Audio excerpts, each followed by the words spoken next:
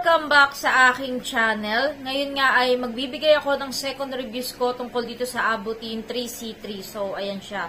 Dahil nga paubos ko na rin tong product na to, ayan, inubos ko talaga siya bago ako magbigay ng second reviews. Talagang tinignan ko siya kung may nangyayari ba, pumuputi ba ako lalo, or yung kung sino man yung pinagamit ko dito, kung pumuputi or nakakaputi ba talaga siya.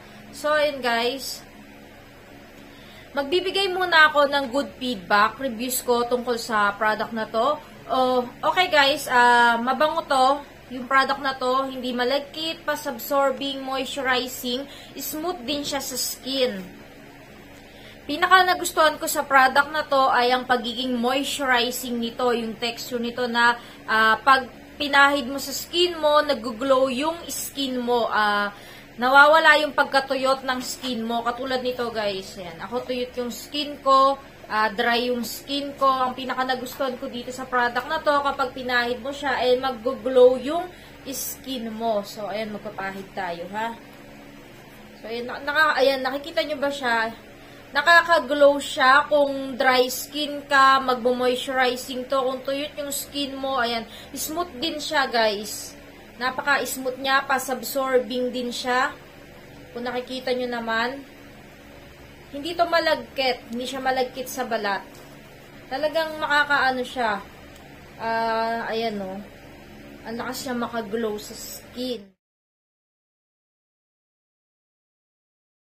Ayan, pinapahid ko na siya dahil ipapakita ko din siya sa inyo mamaya pag binanlawan ko siya. Ayan. Napakaganda nito kasi parang nagtutubig siya, ganyan. Pag inano mo siya sa skin mo, kung dry skin ka, kung tuyot ka, para tong may tubig, ganyan, yung pag inano mo siya ilagay mo siya sa skin mo. Sa muka. Ayan, ginagamit ko to sa muka kaya medyo mabilis din maubos dahil muka, buong katawan nilalagay ko to.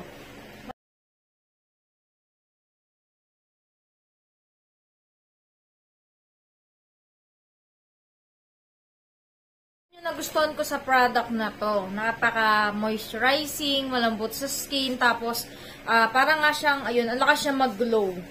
Papakita ko din siya sa inyo na meron siyang konting white cast, pero yung white cast hindi mo mahahalata kapag nilagay mo siya sa skin mo. Depende na lang kung tititigan mo talagang mabuti yung balat mo, makikita mo na meron siyang konting white cast. Yun nga, sasabi ko sa inyo, papakita ko siya sa inyo kung pag binasaba siya, yun, matatanggal ba agad, yung parang kumakatas yung puti. Tsura niya.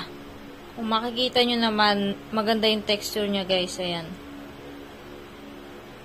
Pag nilagay mo to sa skin mo, parang wala ka rin namang nilagay na. Pero, pag tinitigan mong maigi na ipahid mo to sa balat mo, makikita mo na meron siyang konting white cast. Kung maputi ka, tas gagamitin mo to, lalo ka talagang puputi. So, ayan, babanlawan natin siya. Papakita ko siya sa inyo kung kumatas ba siya or natanggal ba sa skin ko. Pero ang ganda nito, nagagandahan din naman ako sa kanya.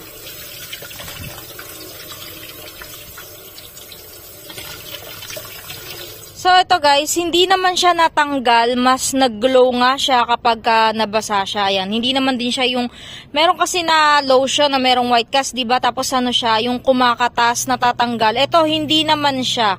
Hindi naman siya natanggal. Ayan, no? Nandiyan pa rin naman. Parang waterproof siya ganun, or water resistant ba? Ayan. Maganda siya. Maganda naman siya. Kaso, yun nga,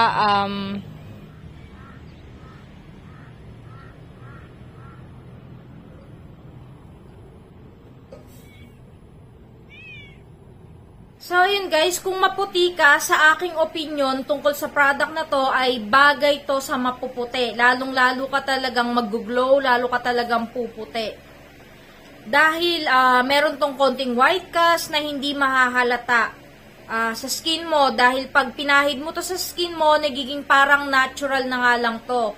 Pero kung titignan mong maigi, pakatitig mong maigi, makikita mo siya. Pero hindi siya yung namumuo at hindi rin naman natatanggal basta-basta sa tubig. Ayan, yung parang kakatas nga. Ayun. Kung nakita nyo mga namumuo yun sa akin kasi nga dry skin ako, tsaka medyo pag malamig talaga nagmamalikas-kas ako. So, yun.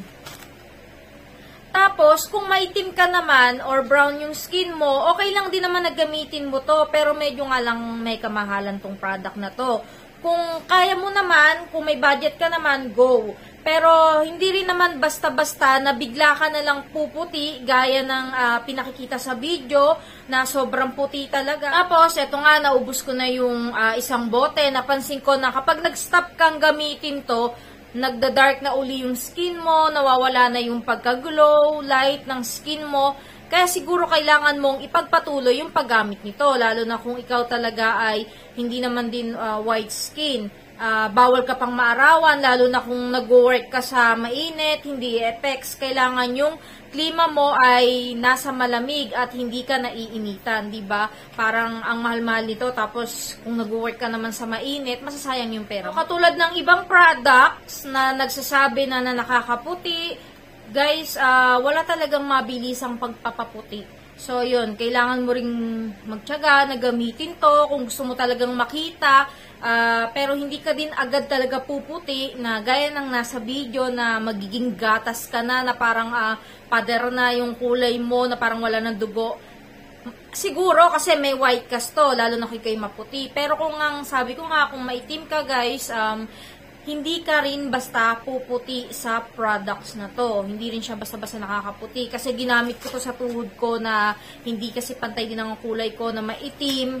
Tapos pinahid ko siya. Hindi rin naman basta-basta pumuti yung tuhod ko. Tapos yun, nag-white siya, nagla-light siya. Kasi siguro nga dahil may white cast to. So yun guys, ang kagandahan nga lang, talagang mamamoisturizing nito. Tapos kasi yung glow nito sa skin mo. Yun yung kagandahan nito. Tapos yun guys, kayo kung gusto nyong subukan pa rin, baka sakali, kasi iba-iba naman tayo ng skin. So, yun, kung gusto nyo subukan, maglalagay ako dyan ng link kung saan ko to nabili. Tapos guys, kung meron kayong mga katanungan, mag-comment lang kayo dyan, sasagutin natin yan tungkol sa product na to, okay? Yun lang, thank you. Huwag nyo kalimutan mag-subscribe, like, share,